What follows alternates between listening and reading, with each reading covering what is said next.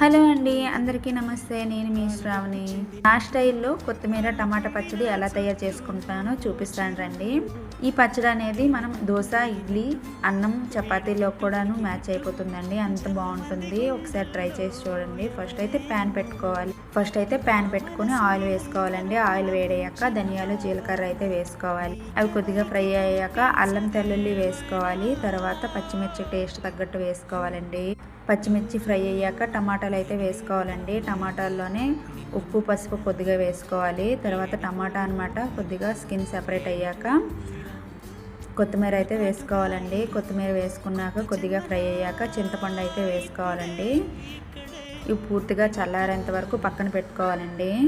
ఒక mixie jar తీసుకొని అందులోనే వేయించిన పల్లీలు అయితే తీసుకొని పౌడర్లా చేసుకోవాలండి.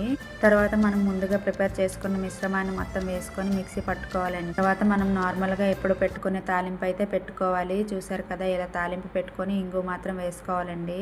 తాలింపుని మనం ముందుగా ప్రిపేర్ చేసుకున్న టమాటా, కొత్తిమీర పచ్చడిలో అయితే కలిపేసుకోవాలండి. చాలా బాగుంటుంది. దేనిలోకైనా మ్యాచ్ అయిపోతుంది. నా ఛానల్ సబ్స్క్రైబ్ చేసుకోండి.